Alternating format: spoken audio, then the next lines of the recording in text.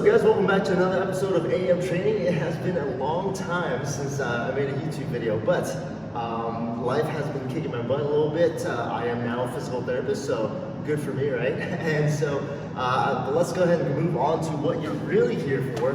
This is ErgoPro Knee Sleeves by Inzer, and so this is my first time putting them on. I did kind of just look at them. They're definitely on the stiffer side. I don't know if you can hear this, but they're dense compared to like if I were to get my other favorite knee sleeves. My other favorite knee sleeves, no, not SBT. I'm more of a fan of the Stoic. The Stoic ones are, they have, I don't know, the quality is really good there for being as inexpensive as they are, along with the grip at the top. These are size small. I do have a size large for SBT. That tends to be a little bit more comfortable for just kind of everyday use. The medium, or actually, sorry, I have a size small and Stoic. These are usually my go-to whenever I squat. But you can see here, I don't know if you can hear that foam compared to the density. I don't know, it's hard to kind of get the feel. Here we go, watch. Let's compare the flaccidity. But anyways, here is the knee sleeve. Here, you can see if I hold at the end, how erect I get from seeing the difference with the thickness and trying to have it upright. I'm sure you've seen these in other kind of reviews. I'm trying to give a little bit more in-depth review because when I was trying to watch the videos, they didn't show them put them on because they talked about how much the struggle was.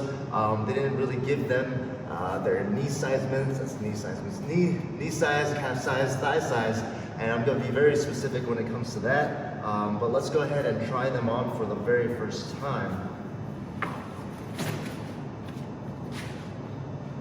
All right, so a lot of times people had, they said that they had a really hard time getting them on. So I have size medium here, and my calf, I'll put the measurements up right here of my calf measurements, my knee measurements, and also I want to go about 5.5 inches up high, just because this is 11 inches right here. So if we were to get a little bit more specific, where would that top part really hit for the thigh? So just kind of giving you my little 2 cents here, but let's go ahead and put them on for the very first time.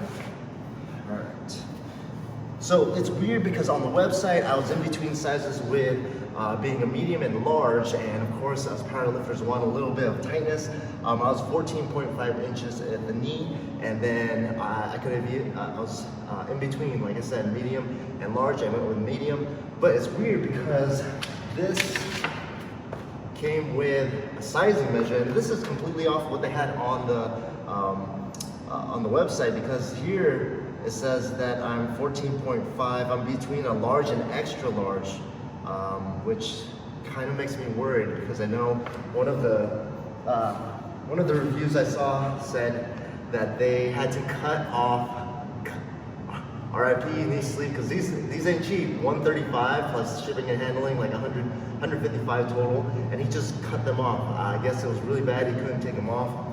But there had to be another way. But here we go. Let's go ahead and put these on. Usually what I do is I just fold all the way halfway and then just kind of pull it up. Usually when it's early in the morning, my legs are super ashy, and that tends to act like baby powder, so I don't put lotion on for that purpose.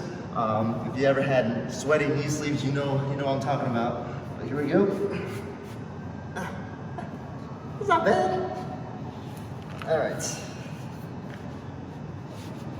Okay, maybe I spoke too soon, but maybe I should have done their technique where they had, usually they had one, basically half folded within itself on the bottom and top. I think the hardest part is trying to get this top one to fold because it's not as loose, or it's not as easy to curl up as I did the other one.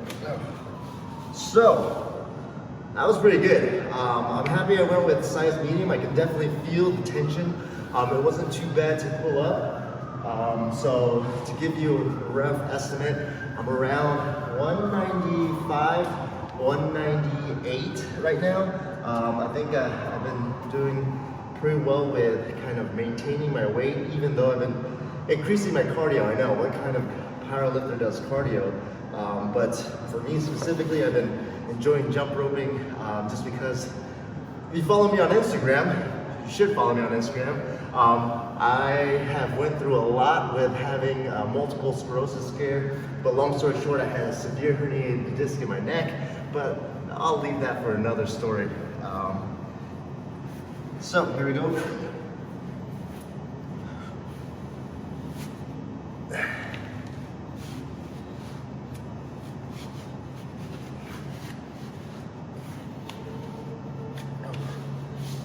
It definitely squeeze the knees. It feels like something's hugging my knees, like my kids are hugging my knees and really trying to give me support. But yeah, definitely. It almost, I wouldn't say it feels like wraps, because I hate wraps. Wraps are definitely constricting, but I definitely can feel myself not wanting to walk normal, almost doing that kind of waddle.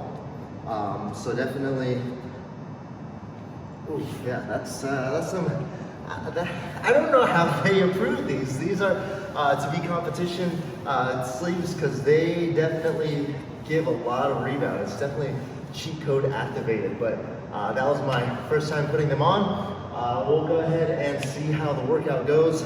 Not too heavy today, so stay tuned for that.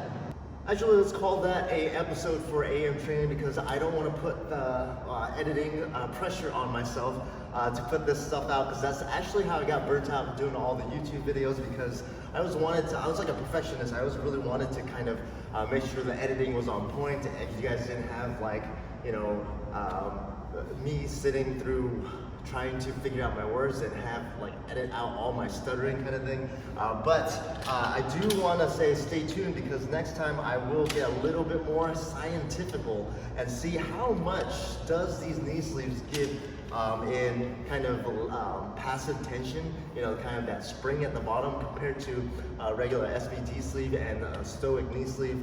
And so, you know, everyone always says, oh, it gives you about 5 pounds off of the floor in the hole, but I can already tell that these are more than 5 pounds worth of tension. So I do have like a little fish scale here that's gonna help kind of objectify how much we are really getting into it. And I am a little bit of a nerd, so I'm gonna get a little bit more of the scientific method, where I am gonna check out the joint angle at the hole. So everyone thinks that's a 90-degree angle when you're in the hole. It's not necessarily. You're probably looking at more of a maybe 100-degree to 110-degree angle in the hole. So I'll measure that out and see how much torque it gives. But again, stay tuned. So train hard, train smart.